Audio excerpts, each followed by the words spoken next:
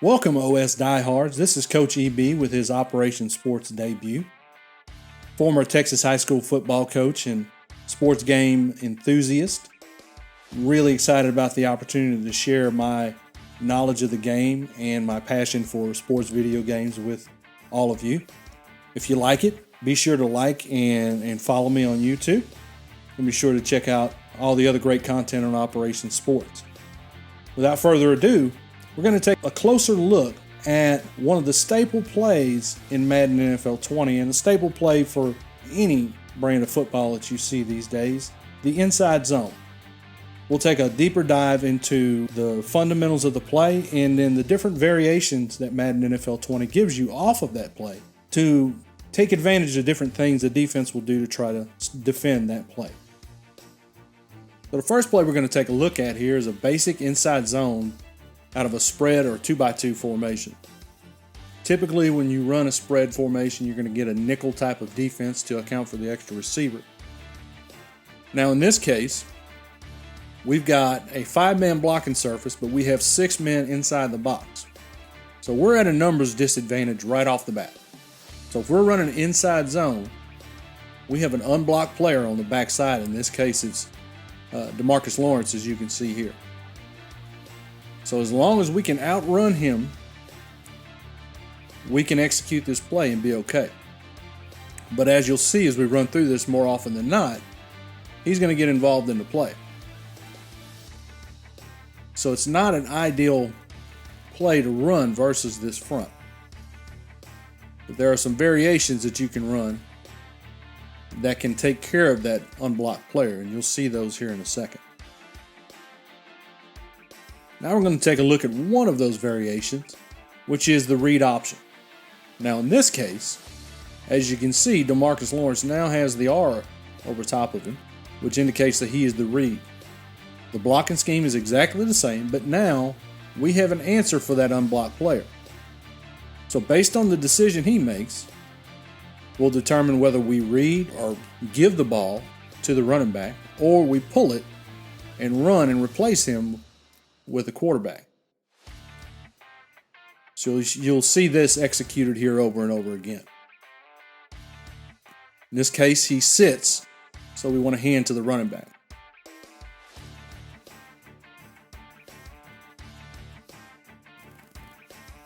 Again, he sits. Quarterback makes the wrong decision and gets hit right in the face. Sits again, we hand off. The key with inside zone is getting to those second level linebackers. You have double teams going on inside, as you can see. And one of those guys in each of the double teams has to get off of that double team in time to take one of those linebackers. Now we're going to take a look at another variation of the inside zone. In this case, RPO zone peak. And we'll explain how that works here in a bit. So here's the setup. We've got a 6-man box once again. But now we're going to option off of a different player. So when we block this, you're going to see the backside tackle, the right tackle in this case, step out to block the defensive end, because now we want to make sure he's accounted for, because we're going to option off of that linebacker to that side. In this case, that's Jalen Smith. So what we're doing is we're watching, reading his movement, and we want to make him wrong no matter what he decides to do. If he decides to step toward the running back and engage the run play, we have a backside slant coming from the inside or Y receiver to that side. That would be Phillips in this case. And we want to throw that right off of his ear and make that connection to Phillips.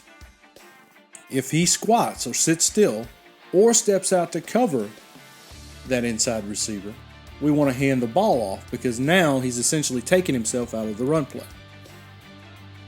The next variation we're going to take a look at, and honestly, this is one of my favorite aspects of Madden NFL 20, is all the different variations of inside zone that you get to account for just about anything a defense can do to stop it. And in this case, we're going to go with the RPO read screen. we're going back to reading the backside defensive end just like we did on the read option. But in this case, it's a little bit of a different read. And there are a couple different things that the quarterback can do in this case. What he needs to do first and foremost is count. And what I mean by that is count the number of guys you've got outside in coverage. In this case, we've got a 6-man box. We've got 2 deep safeties, and then we've got 2 corners playing a pretty good distance off. The corners alignment would tell me they may be playing some type of man coverage because you can see they're looking directly at the receiver instead of looking inside of the quarterback. If they were playing a zone, they might be tilted in looking at the quarterback instead. So in this case, I see the defense has got 2 for 2 out here. So if I throw the screen out here, there's going to be one guy unaccounted for that my player is going to have to make miss. If I like that matchup, I can take it. If I don't, then I can simply turn this into a read option, where I read the backside in. If he crashes on the running back, I pull it and I replace it.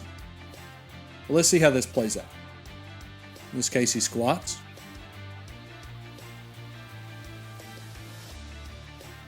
Here's another example of the RPO read screen from a slightly different defensive alignment.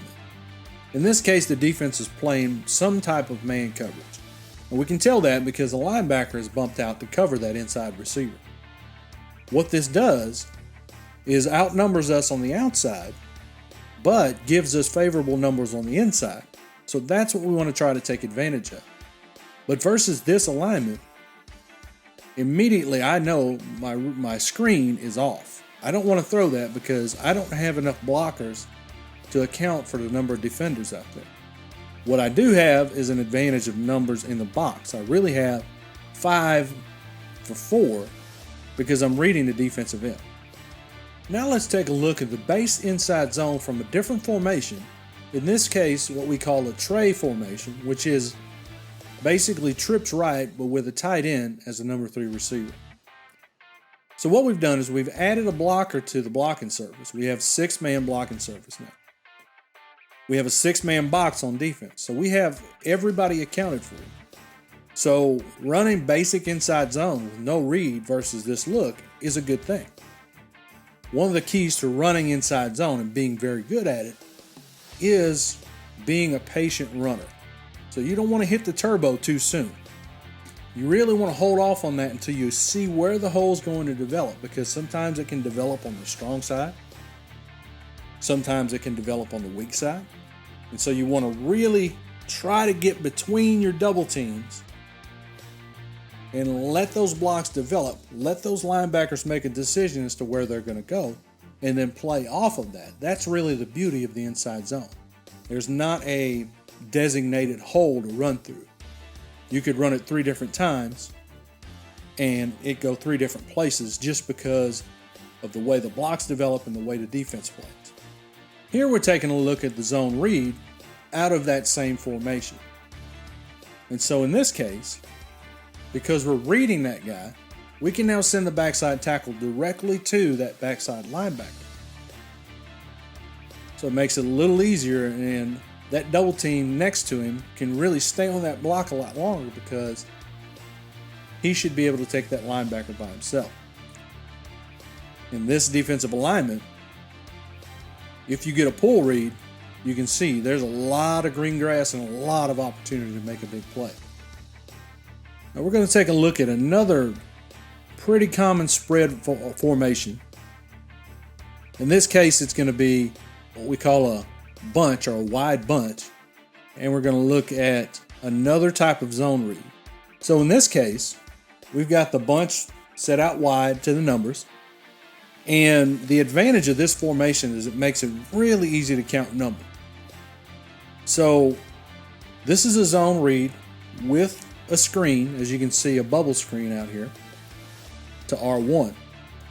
So what I'm doing is I'm reading the defensive end just like I have been, and that read is going to tell me whether I'm going to give the ball to the running back, because by reading him I now have all those hats accounted for my blocking scheme.